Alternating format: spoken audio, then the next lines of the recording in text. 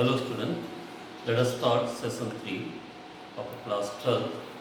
Already I told you we picked up the chapter 3 matrices, and already we went for a introduction, definition and general form of a matrices. Even I told you types of matrices. Let us revise some previous topic and then we will start a new topic. So come on, first of all, revision of some previous topics.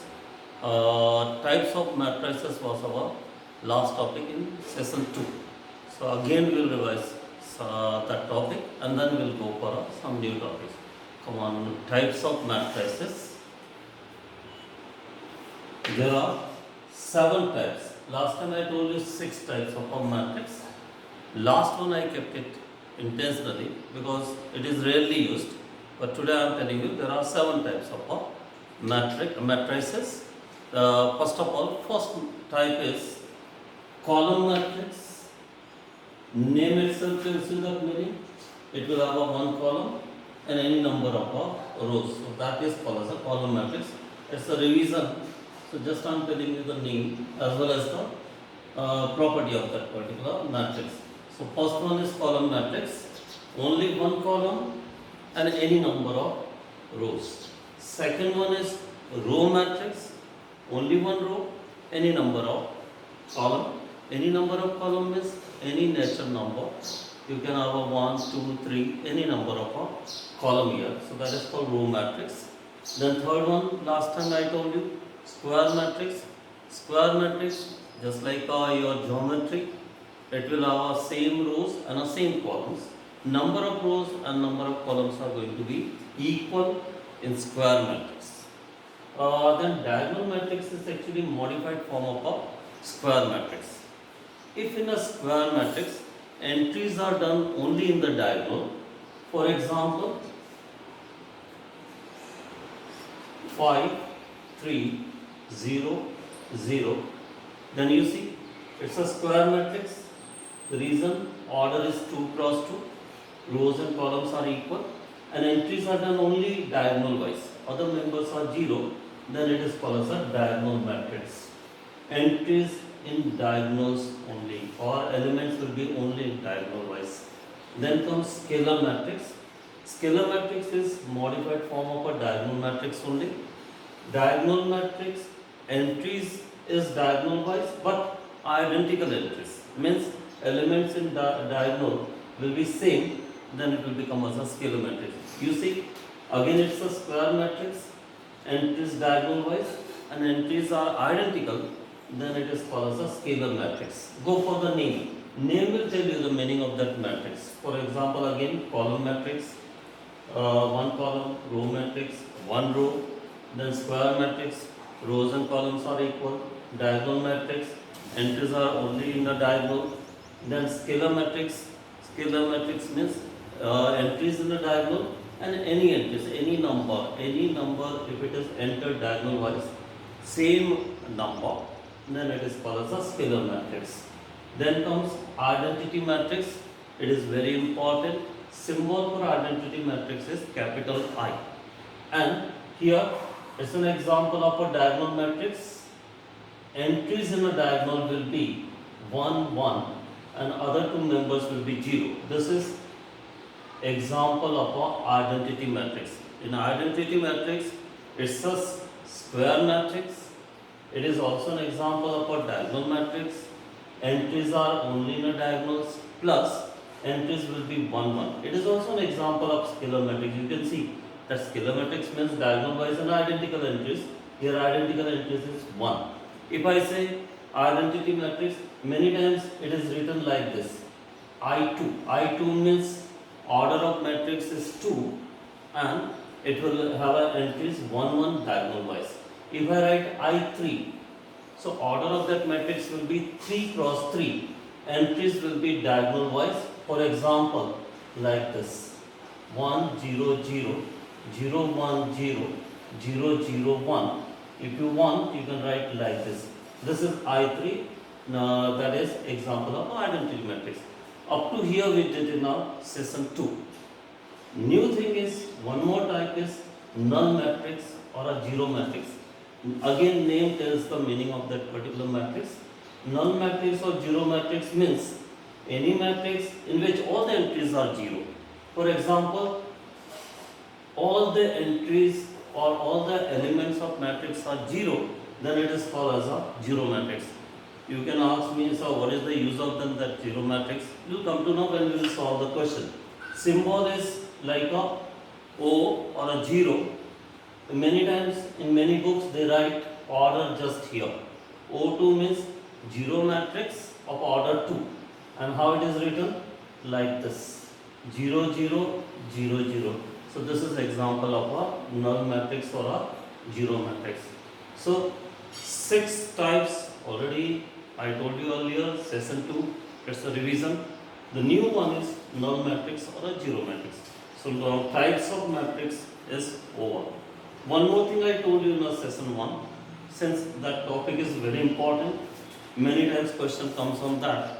So again we are going to revise, it's the equality of matrices. Two matrices are equal if their order is same as well as the corresponding members are same, corresponding values of members are same, then it is called as the two matrices are called equal matrices. A is equal to B if order is same of both the matrices and members value of a corresponding elements is same or equal, then it's called equality of matrices. So immediately question arises where it is going to be useful to solve that question. So one or two examples are there. Two examples are on my right hand side. There is an exercise 3.1. There are many such type of questions. We require a common knowledge of solving the equation. One example of a equality of matrices is if A is equal to 5, 4, 6, 3, B is equal to 25 by 5, 3 into 2, 2 into 2, 3. See the order of this matrix is 2 cross 2. Order of this matrix is 2 cross 2. Both got the same order. Now let us check the elements. 5, here 25 by 5 means 5.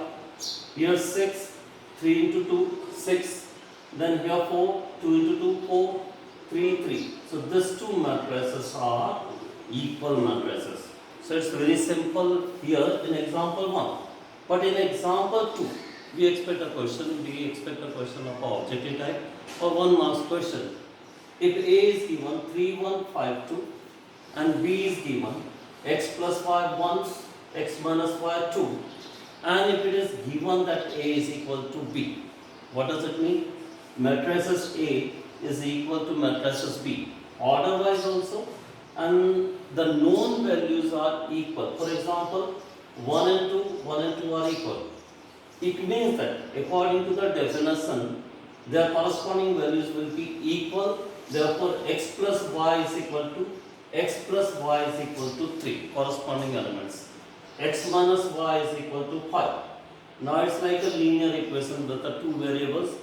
You know how we are solving this type of question in a 10th standard. Solve it by elimination method. You will get the value of x and y. Ideal question for 1 marks. There are more such questions in exercise 3.1, but all got a simple solutions. Just attempt it. If any problem, I will be solving some harder questions afterwards. So this is our new topic. One more new topic is, and that is also very important. Always we expect a question on this new topic for 1 marks or 2 marks. Construction of matrices if a conditions are given.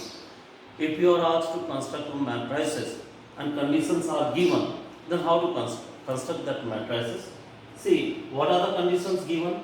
If there is a matrix of order 2 cross 2, question is, there is a matrix of order 2 cross 2,